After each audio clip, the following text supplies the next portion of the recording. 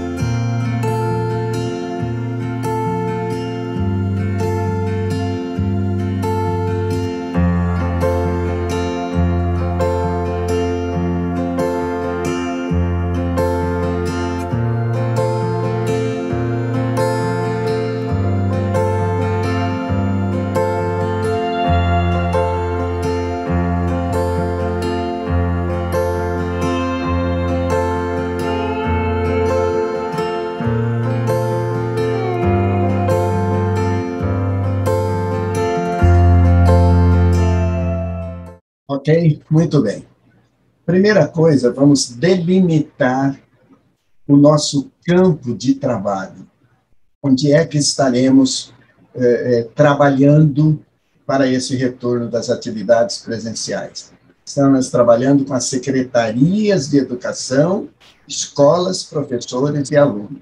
Façam um esforço durante todo o vídeo para não se deixar sair, entre aspas, desse ambiente na sua mente.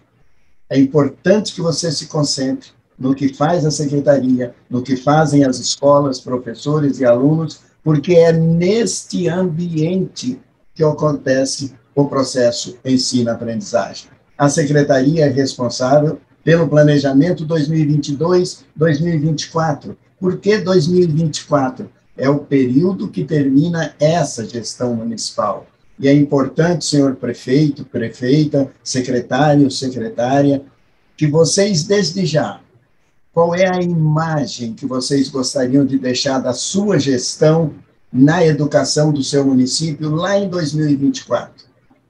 O que é que vocês querem que a população diga da educação durante a sua gestão? Isso você precisa definir agora. O ensino aprendizagem presencial que ocorre nas escolas. E me permitam, nós vamos nos restringir aos limites do processo ensino-aprendizagem. O que estou querendo dizer? Não vou adentrar a outros assuntos, a outros temas, como, por exemplo, a garantia dos protocolos sanitários, porque não domino o assunto, existem pessoas mais competentes e mais capazes do que eu, e com a garantia dos protocolos sanitários, nós vamos nos resumir, restringir, olhando para o processo ensino-aprendizagem, o retorno da aprendizagem dos alunos, tratando de Secretaria de Educação, escolas, professores e alunos. A gestão pedagógica da rede, que é a responsabilidade da secretaria, e, como sabemos todos, a proposta pedagógica, que é da escola. Isso tudo vocês já sabem no seu dia a dia. Aqui na secretaria, as autoridades, as lideranças educacionais, prefeitos, secretários, gestores, equipe da secretaria, na escola, os diretores, supervisores, coordenadores, professores, auxiliares administrativos, os pais dos alunos. É nesse ambiente que eu quero contribuir e quero, até onde for possível, ajudá-los nesse retorno do processo ensino-aprendizagem. Vamos lá? Como é possível fazer isso? Primeiro, vamos tratar de redes estaduais e municipais, vamos apresentar rapidamente um diagnóstico, que já fizemos isso em outros vídeos anteriores, e vamos apresentar propostas reais, execuíveis, eficientes para esse retorno. Vamos lá? Por favor, acompanhe. 2019, um aluno estava no primeiro ano, 2020 no segundo, 2021 no terceiro, 2022 no quarto ano. Esses alunos não estão alfabetizados. Reparem, do primeiro ano, ele está agora em 2021, 2022, indo para o quarto ano. Ele não teve o segundo e o terceiro. Não vamos nos iludir. Nada de achismo. Achamos que fizemos. Nós vamos mostrar a realidade. Então, o professor do quarto ano está preparado para receber esses alunos no quarto ano que não estão alfabetizados, porque eles estão vindo do primeiro ano.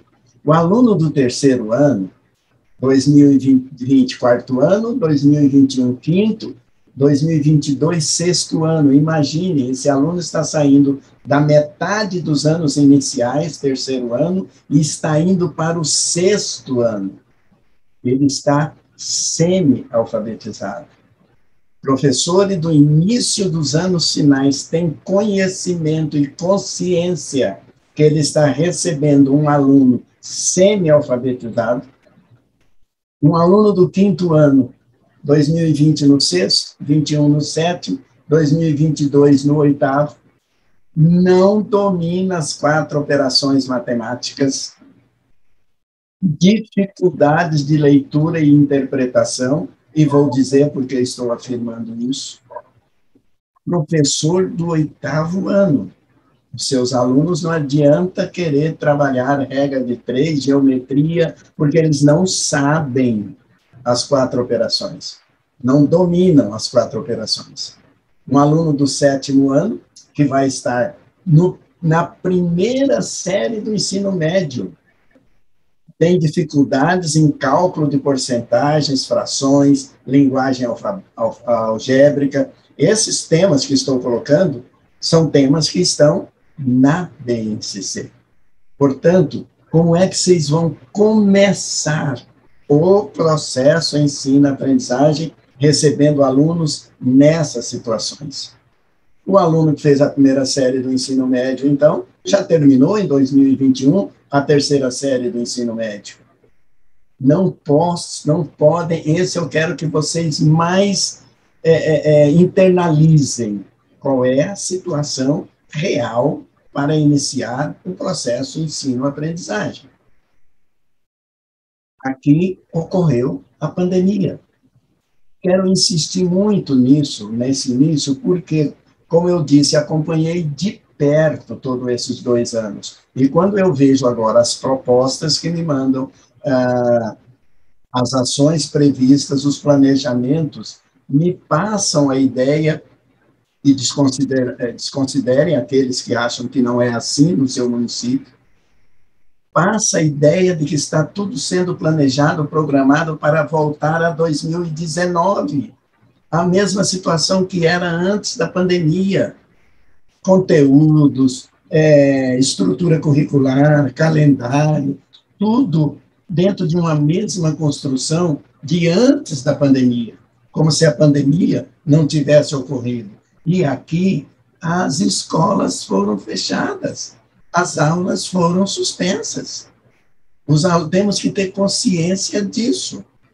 E ainda um detalhe: a migração de alunos da rede privada, pela situação econômica do país, pela dificuldade financeira das famílias, a ida de alunos da rede privada é muito grande para a rede pública em 2022. O que isso significa? Esses alunos chegando com todo um conhecimento diferente. Agora, esse é o tamanho do desafio. Como? A partir de onde retornar ao processo ensino-aprendizagem? Eu só peço para vocês que internalizem essa tela, porque daqui vai desenvolver toda a nossa proposta de trabalho. Então, como era a educação até 2019?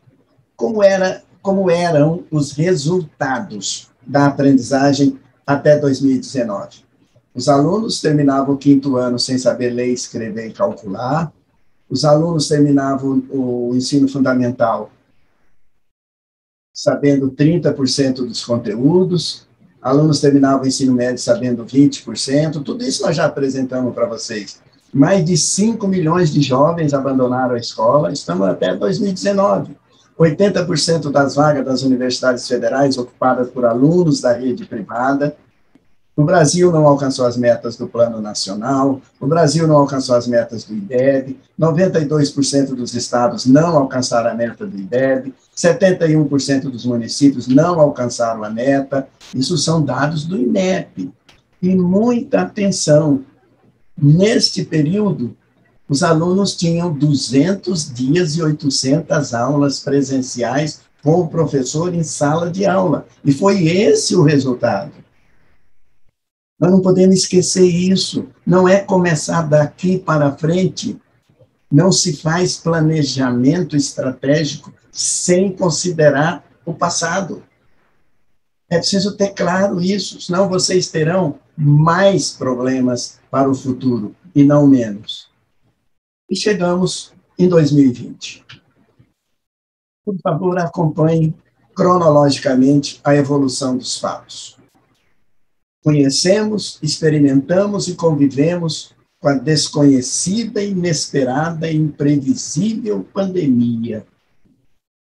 O primeiro caso de coronavírus no Brasil ocorreu em 16 de fevereiro de 2020. A primeira morte, em 12 de março. Muito bem, chegamos em abril. Não vou passar tudo não, tá? Apenas os pontos cruciais. Tomamos as primeiras grandes decisões. A área pública, a educação pública, foi a primeira área a tomar decisão. Primeira morte em março, em 1º de abril, já tomamos a grande decisão na educação, com a medida provisória 934, dispensamos do cumprimento dos 200 dias. Foi a primeira área a tomar decisão. Não tínhamos a mínima noção do que era a pandemia, mas já decidimos que os alunos não iriam para as escolas. Pareceres do Conselho Nacional de Educação, resoluções, Lei 14.040, decretos, portarias, orientações, sugestões, palpites, muitas varinhas mágicas, soluções milagrosas. Vocês foram, desculpe a palavra, atacados por uma série de decretos, leis, resoluções, normas. Implementação da tecnologia. Quando eu vi isso, em abril, o Conselho Nacional de Educação, numa live de apresentação da medida provisória 934, o Conselho Nacional diz com todas as letras, a solução é a tecnologia. Confesso que levei um choque. Nos 54 anos dedicados à educação pública no Brasil, pública e privada, desses 28 na rede pública, me lembrei dos 11 anos, passou um filme na minha cabeça, os 11 anos de trabalho no MEC, onde percorremos as 5 regiões do Brasil, implementando os programas do MEC. Quando eu vi que a solução era a implementação da tecnologia, me veio à cabeça, mas de que Brasil estão falando? De onde estão falando? Me passou na cabeça aquela imagem das escolas da Bacia Amazônica, as escolas do Vale do Jequitinhonha, as escolas do Nordeste, do Agreste, do Sertão Nordestino, as escolas do Cerrado, as escolas rurais, como implementação de tecnologia, não tínhamos a mínima noção. Aulas online, ensino híbrido, atividades remotas, aulas síncronas e assíncronas, atividades impressas, um monte de novos termos. Investimentos em plataformas digitais, equipamentos tecnológicos. E no final de abril, no dia 29 de abril, o IBGE publica o primeiro estudo. 30 dias depois, 1 em cada 4 brasileiros não tem acesso à internet. O número representa 46 milhões de brasileiros que não acessam a rede. Não estamos falando ainda de alunos.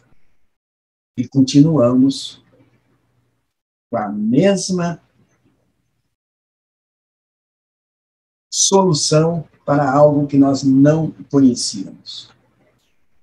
O parecer, em julho, estamos na metade do ano, no parecer número 11 do Conselho Nacional, está publicado no parecer. Pesquisa realizada pelo Datafolha entrevistou 1.208 pais ou responsáveis de estudantes das redes públicas, municipais e estaduais, no final de maio de 2020. 47% dos estudantes do ensino fundamental e 69% do ensino médio não receberam orientações das escolas. 58% apontam dificuldade na rotina das atividades em casa. Estamos em maio, já percebíamos isso. 31% dos responsáveis temem que os estudantes desistam da escola. Os maiores desafios, a grande dificuldade no acesso à internet pelos estudantes, as dificuldades dos professores, as desigualdades no índice socioeconômico. Também fica claro que, em geral, as escolas das redes públicas não fazem o monitoramento do aprendizado das atividades não presenciais. Estávamos fazendo, estávamos entregando, estávamos disponibilizando, mas não tínhamos nenhuma noção quem estava recebendo ou como estava recebendo. Já estávamos em julho. E em julho, a grande liderança nacional toma consciência de que a pandemia escancarou o tamanho da desigualdade educacional e social no Brasil. Era o primeiro retrato, julho de 2020, de qual era a realidade que nós não conhecíamos. Essa é a verdade. Em setembro, a pandemia evidencia desigualdades e deixa sonho dos estudantes brasileiros mais distantes. Cerca de 6 milhões de alunos brasileiros não têm acesso à internet. Já estávamos em setembro. Quando chega dezembro, a pandemia evidenciou a desigualdade na educação brasileira. Um dos problemas estruturais é a falta de acesso à internet para assistir às aulas online. Dezembro de 2020, ainda tínhamos os problemas estruturais das aulas remotas. E em dezembro, aprovamos a lei do novo Fundeb. No dia 31 de dezembro, aprovamos a lei do Fundeb. e termina, na mesma data, o fim da vigência da Lei 14.040, que era a lei que autorizava a oferta do ensino híbrido, atividades remotas, aulas online. Isso estamos em 31 de dezembro. E o fim da vigência dos pareceres e resoluções do Conselho Nacional de Educação de 2020, como o fim da vigência dos pareceres e resoluções. Todos eles, aqueles que leram, estudaram, sabem que os pareceres e resoluções do Conselho Nacional de Educação estavam vinculados à vigência da Lei 14.040. Como a Lei 14.040 terminou a vigência em dezembro de 2020, também esses atos normativos perderam a sua validade. Em dezembro de 2020, eu participei ativamente da prorrogação e ajustes da lei do Fundeb, que era a garantia dos recursos financeiros. Foi um sucesso a mobilização, o interesse, o compromisso. Sentamos todos à mesa e a lei do Fundeb foi aprovada por unanimidade. E ninguém percebeu, ou não quis perceber, ou não quis se manifestar. Foi aprovada com redução dos recursos para o desenvolvimento do ensino. Todo mundo se mostrou satisfeito porque aumentou o índice dos recursos do Fundeb, mas não se atentaram para a parte pedagógica, que teve os seus recursos reduzidos. Nesse mesmo período, uma mesa vazia tratava da prorrogação e ajustes da Lei 14.040, que era justamente a lei da gestão pedagógica. E a lei da gestão pedagógica não foi nem discutida, nem aprovada, e vencia na mesma data do Fundeb. E aí volta a vigência plena da LDB. E chegamos em 2021 e não mudamos absolutamente nada.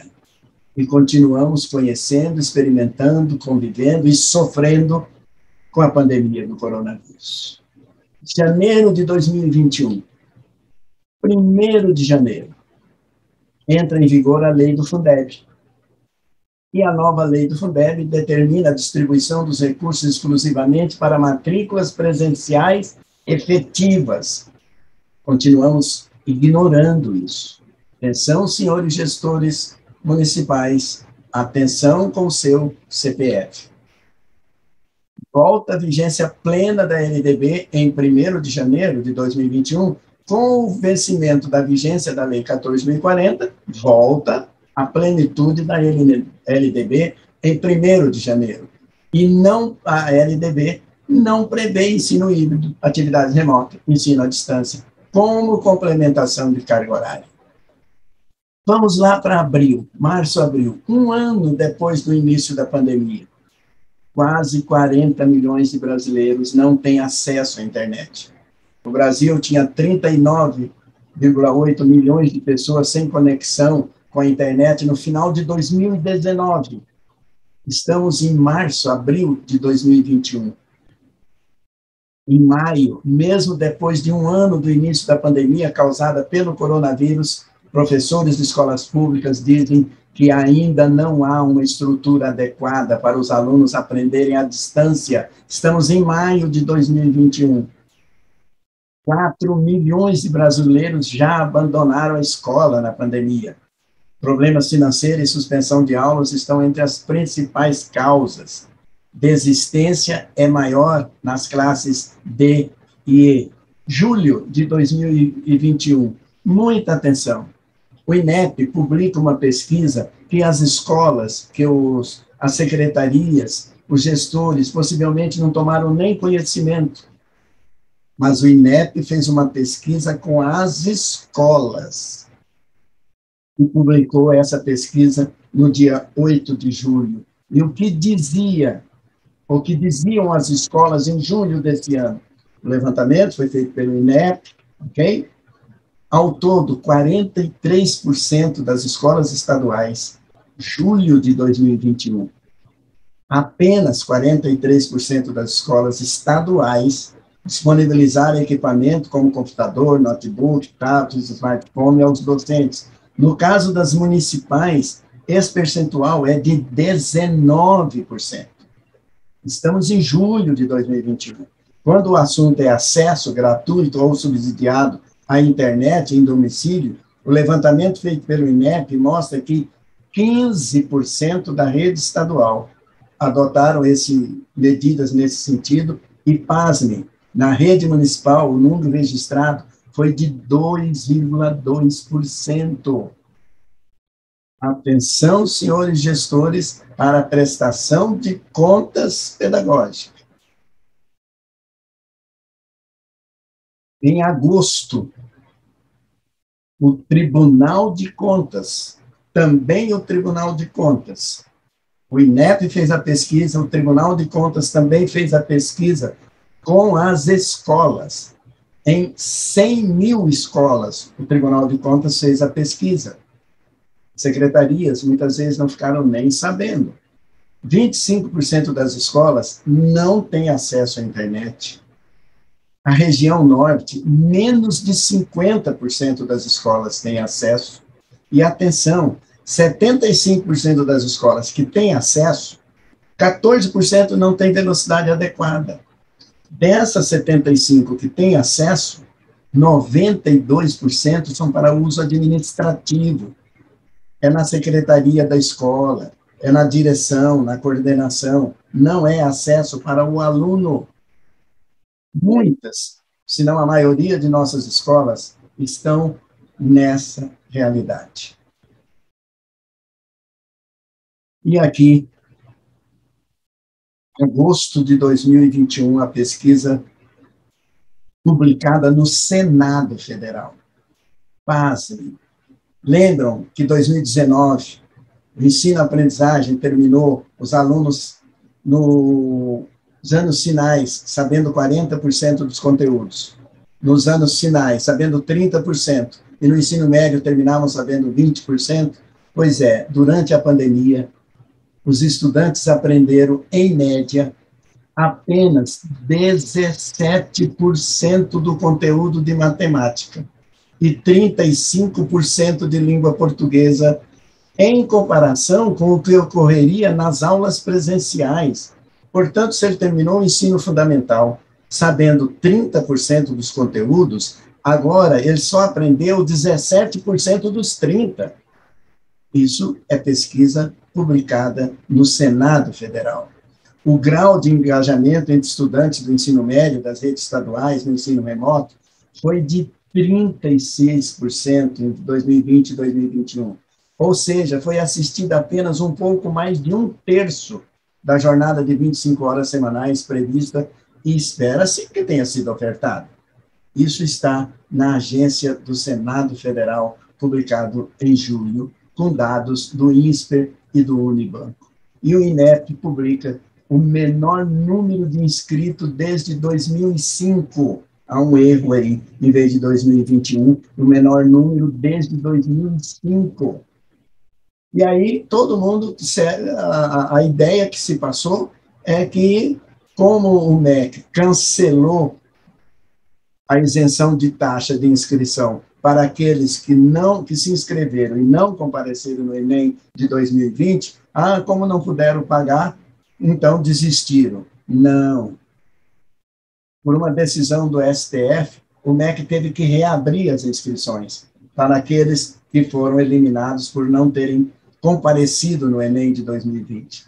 E olhe, após a liberação da isenção do pagamento da taxa de inscrição, apenas 9% se inscreveram.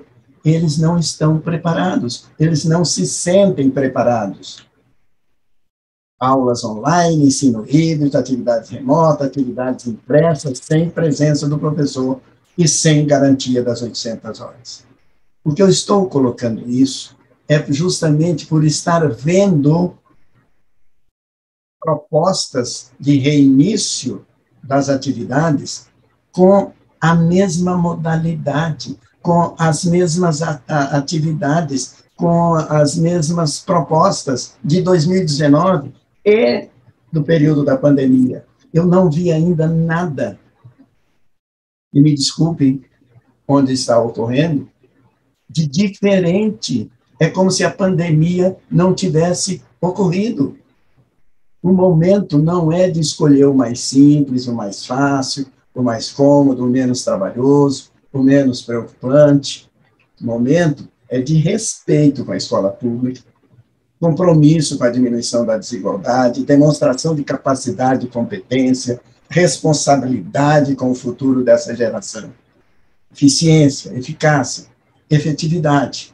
A avaliação diagnóstica não é apenas uma prova do aluno. Analisar se o cenário, o contexto, é imprescindível para as tomadas de decisão. Falamos da educação. E o Brasil? Como está o Brasil?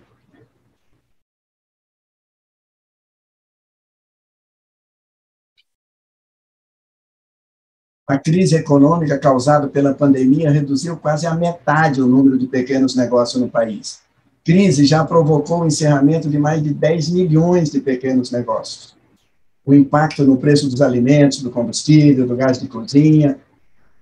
Segundo dados do Ministério da Cidadania, a taxa de extrema pobreza esse ano deverá ser de 9,1%, 19 milhões de pessoas, e a de pobreza de 61 milhões de pessoas. Isso em junho de 2021, isso representa 80 milhões de pessoas. A educação não está fora deste cenário, a educação não está isolada, a educação não está numa bolha. O que esses dados têm a ver com o planejamento do retorno das atividades presenciais. O desemprego no Brasil saltou para uma taxa recorde de 14,4%. É a maior taxa já registrada na série histórica. Mais de 600 mil mortes. Muitos, ou a maioria de nossos alunos, vivem nessa realidade. Mas, Wilson, isso você está falando que ia fazer proposta, que você ia apresentar sugestões. Não se pode ignorar onde nós vamos atuar, em qual cenário nós vamos atuar. Em 2022, o que mudará? Isso é que tem me chamado a atenção.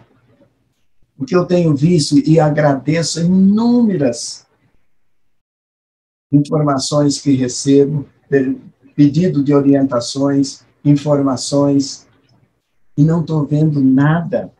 Peço mais uma vez, ressalva, se for diferente em algum lugar, que tudo está sendo planejado para voltar à rotina de antes de 2020. Não vi nada ainda de diferente, as mesmas estruturas curriculares, os mesmos calendários escolares, as mesmas propostas pedagógicas. Não dá para ignorar a pandemia. Estou falando isso pelo conhecimento, informações e dados que tenho recebido.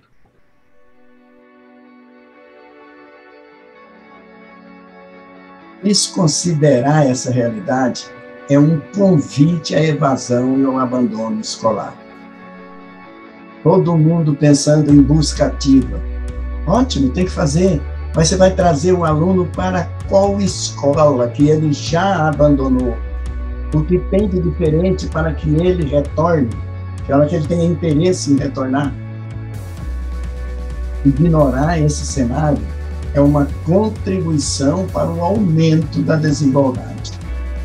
Por isso que eu pedi para vocês lá no início, não deixe escapar da sua mente qual é o cenário que nós vamos atuar. Insanidade é continuar fazendo sempre a mesma coisa e esperar resultados diferentes. Iniciar um novo caminho assusta, mas depois de um tempo percebemos que era mais perigoso permanecer parado. Esse é o desafio. Agora, esse é o tamanho do abismo.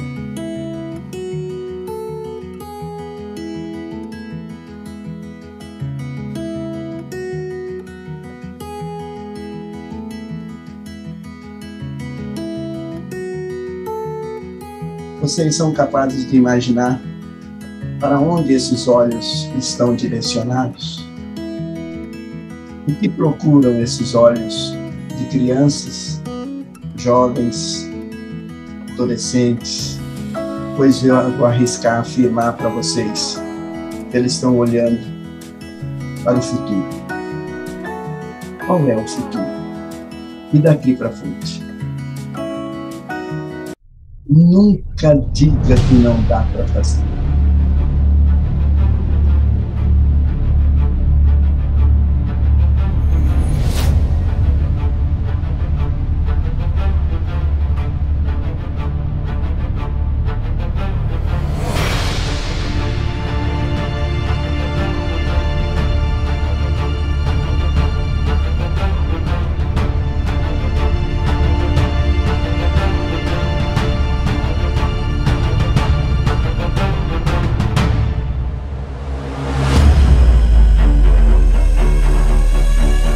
Em 2022, esperança. Esse tipo de situação, nós precisamos riscar, apagar do nosso dia a dia. Nós não podemos mais aceitar isso nos nossos alunos. Professor na sala de aula com os alunos. Professor dando aula na quadra, quando a gente sabemos que muitas vezes é isso que ocorre. E onde não tem quadra, professor dando aula no meio ambiente, professor dando aula no laboratório, onde existe, professor junto do seu aluno. É isso para 2022.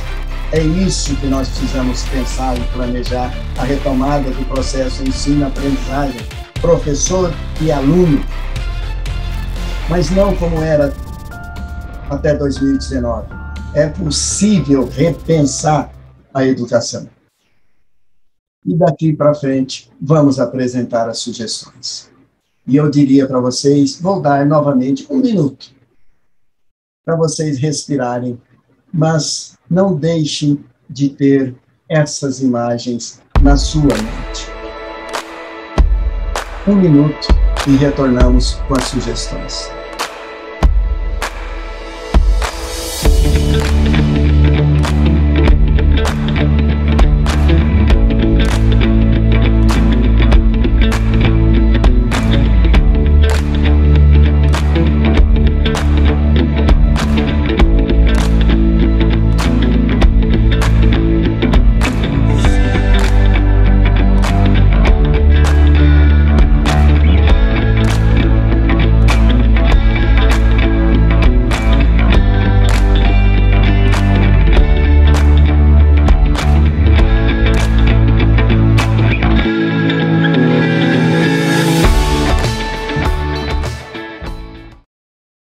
Vamos lá? Retorno do processo ensino-aprendizagem. É disso que nós vamos tratar. Primeira coisa, aula de recuperação, no mesmo turno, do horário regular, aula de reforço no contraturno, aulas complementares aos sábados. É isso que eu tenho visto nas propostas que tive acesso. Isso é o que se fazia em 2019. Lembram? Isso era o que fazíamos em 2019. Possivelmente, os alunos terão dificuldade de participar, principalmente em função do transporte escolar. Possivelmente, os professores terão dificuldade de participar devido a atuar em outras redes. Ao longo do tempo, não tem apresentado eficiência e eficácia na aprendizagem dos alunos. Você, professor, você, diretor, comprovam, atestam melhoria na aprendizagem dos alunos com as aulas de recuperação, reforço, aula aos sábados. Houve melhoria na aprendizagem? Nós sabemos que não houve. Por que continuar? Ou avaliação diagnóstica. correção, análise e avaliação dos resultados da avaliação diagnóstica durante a pandemia. Ou definição dos pré-requisitos dos conteúdos da BNCC. Ou definição de uma estrutura curricular extraordinária. Quando eu digo extraordinária, é temporária, é preventiva, é uma estrutura curricular de preparação dos alunos para o retorno do processo ensino-aprendizagem. Alinhamento do calendário com os conteúdos e com a estrutura. Há um desalinhamento total, o calendário é uma coisa, estrutura curricular é outra coisa, proposta pedagógica, isso precisa se juntar. Colegas, me permitam dizer isso, o momento é diferente. Nós estamos vindo de 2 anos parados nas escolas. Enturmação dos alunos, conforme os resultados da avaliação diagnóstica, formação dos professores, e a sugestão é nessa sequência. Eu não consigo, desculpem a minha dificuldade, entender como é que eu faço uma formação de professores se não está claro o que ele deve ensinar. Essa formação, eu conheço N formações de professores. Eu tenho uma instituição que faz formação de professor para alfabetização até o 3º ano. Eu tenho instituição que faz formação de professores para alfabetização até o 5º ano. Existe instituição que dá formação para alfabetização ao longo da vida. Qual é a formação dos professores para início do processo ensino-aprendizagem? Eles vão ensinar o que em cada série ano? Desculpe a repetição cansativa, não são 2 anos normais. A avaliação diagnóstica, eu tenho aí, estou disponibilizando para vocês os links dos vídeos que fizemos sobre avaliação diagnóstica, um sobre a logística, o como fazer a avaliação diagnóstica, o segundo, o que e quanto avaliar, e o terceiro, a análise e avaliação dos resultados de uma avaliação diagnóstica. Aí vocês encontrarão todas as orientações e sugestões de como fazer uma efetiva avaliação diagnóstica em relação à avaliação do aluno. Esses resultados da avaliação do aluno precisam se juntar à avaliação diagnóstica do cenário, do contexto, que é o que nós vimos até agora em relação à pandemia. Muito bem. Segundo passo, definir os pré-requisitos para cada e todos os componentes, série definidos na BNCC. Vocês lembram? O aluno começou o 1º ano, agora vai para o 4º ano, não está alfabetizado. Então, é preciso pegar os conteúdos de cada componente da BNCC.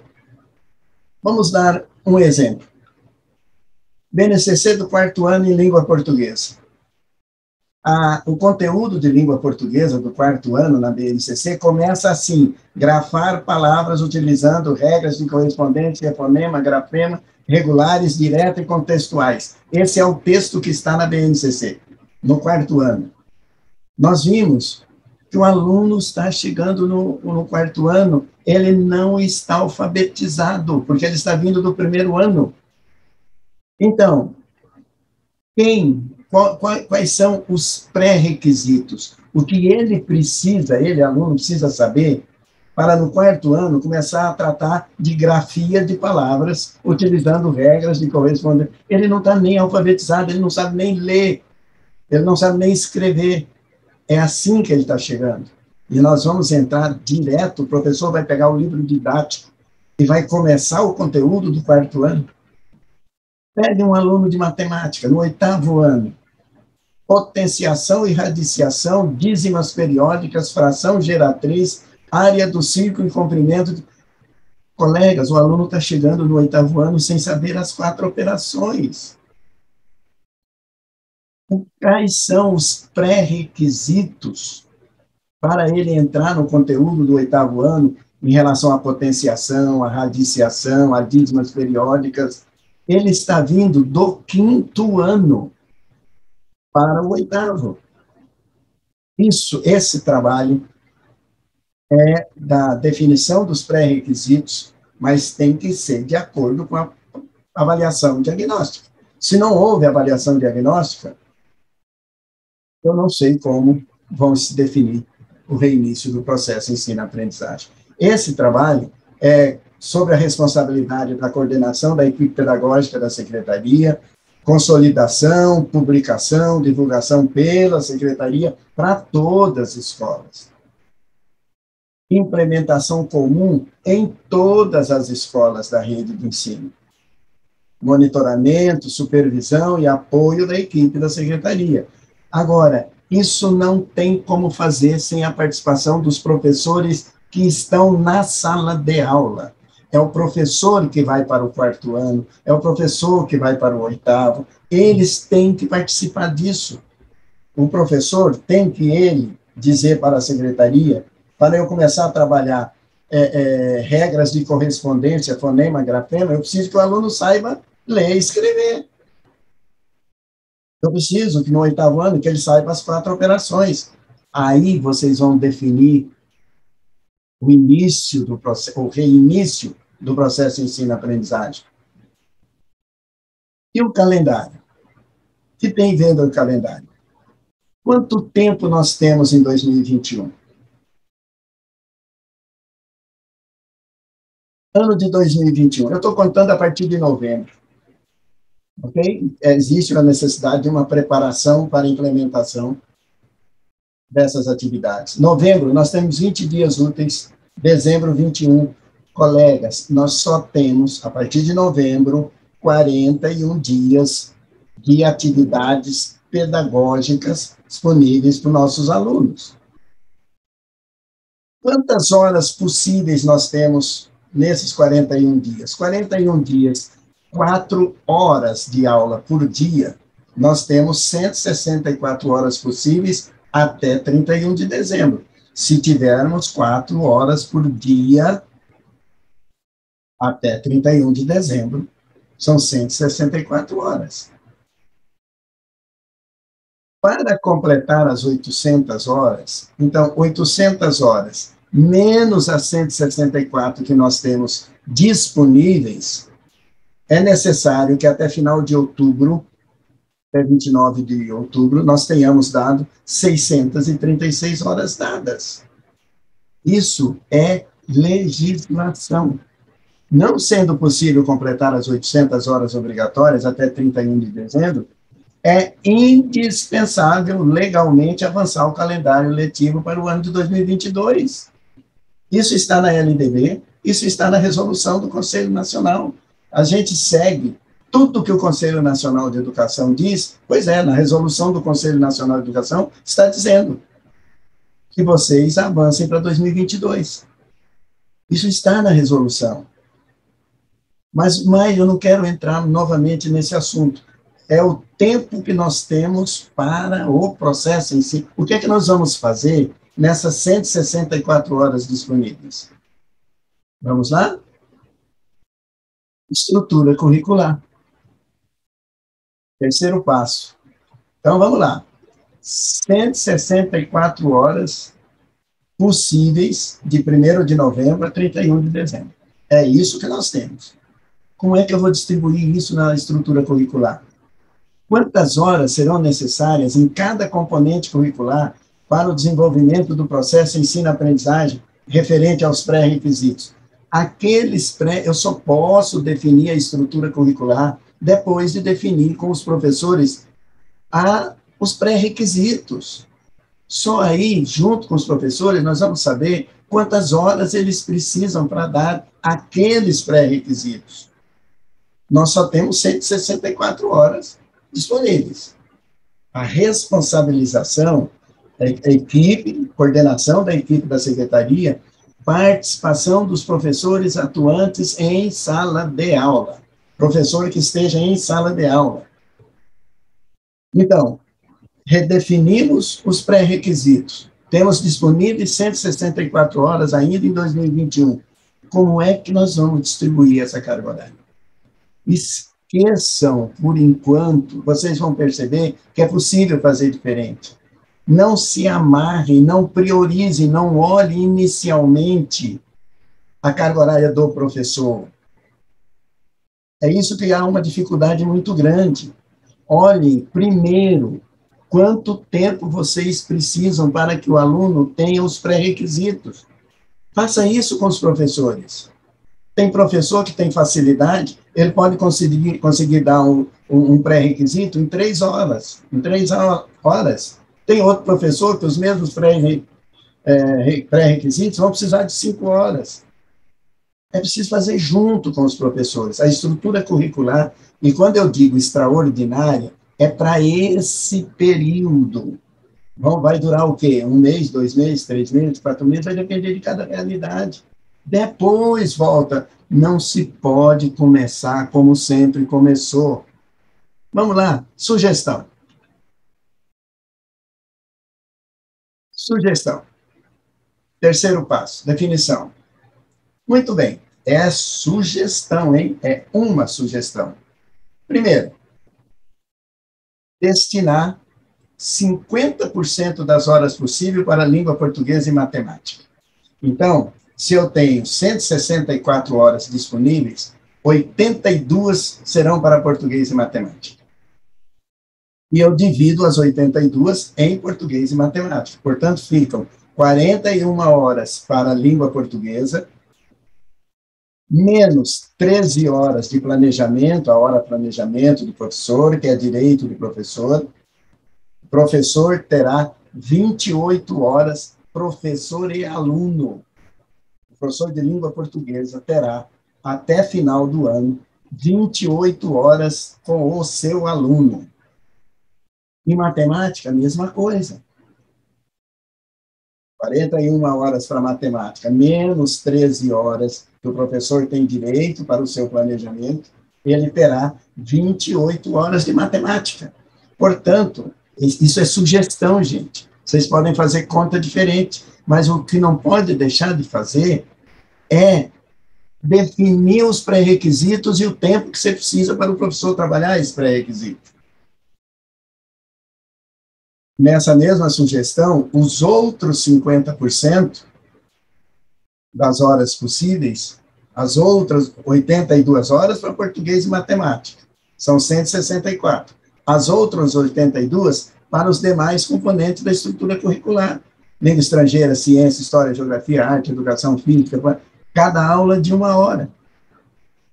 Tudo de acordo com a legislação, dentro do horário regular da escola, respeitando os direitos e obrigações de professores e alunos. Não preciso fazer fora do horário. Não preciso me preocupar em ajustar, enquadrar o transporte escolar. Ah, mas os professores vão ter de história, geografia, ciência, etc. É carga horária, estrutura curricular excepcional para um momento excepcional.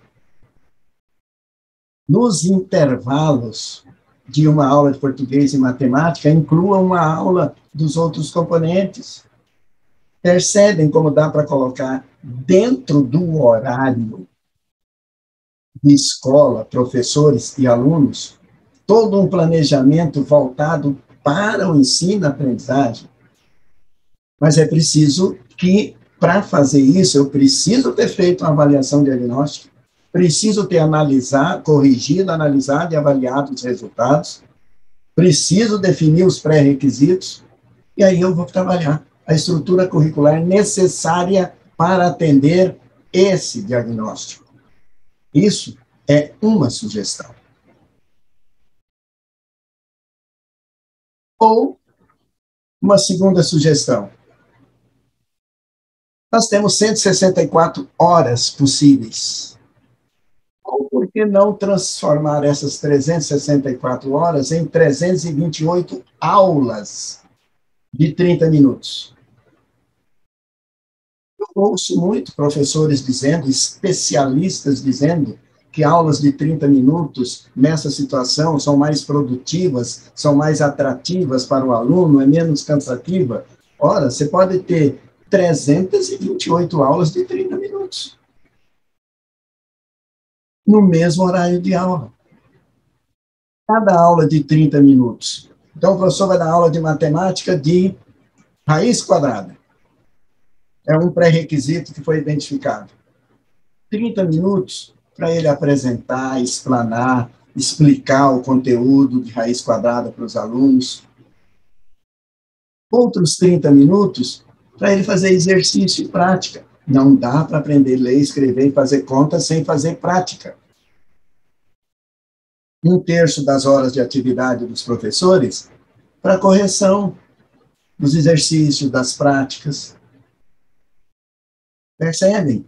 Você pode transformar 164 horas em 328 aulas. Tudo de acordo com a legislação, dentro do horário regular da escola, respeitando os direitos e obrigações de professores e alunos. Existem formas de fazer. E uma terceira sugestão: distribuição de 80% das horas disponíveis entre língua portuguesa e matemática, são 132 aulas, e 32 aulas para os outros componentes. Nós só temos 164 horas até 31 de dezembro. Muito bem. Vamos fazer uma revisão? Avaliação diagnóstica, ok. Correção, análise, avaliação dos resultados da avaliação diagnóstica, ok. Definição dos pré-requisitos dos conteúdos da BNCC, ok. Definição da estrutura curricular extraordinária, ok. Alinhamento do calendário com os conteúdos, com a estrutura curricular, ok. Agora, nós vamos fazer a enturmação dos alunos conforme os resultados da avaliação diagnóstica. Todo professor sabe a dificuldade que é quando existe uma grande falta, me permite dizer assim, de homogeneidade no conhecimento dos alunos numa mesma turma.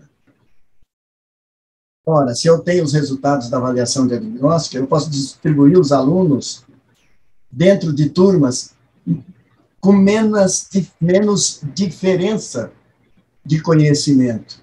Facilita o trabalho do professor, fortalece o trabalho do professor. E aí, vamos fazer a formação dos professores, mas fazer formação de professores para ensinar os pré-requisitos definidos como necessários para a retomada do processo de ensino-aprendizagem. Muito bem.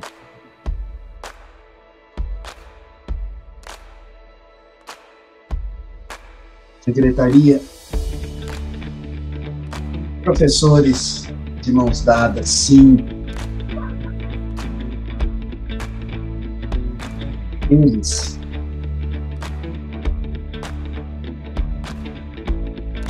secretaria e professores de mãos dadas.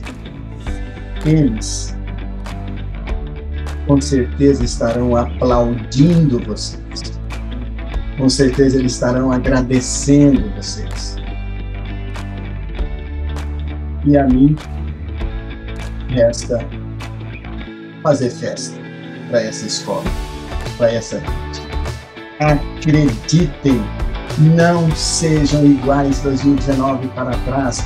Existem 2 anos que mudou a história da educação no mundo.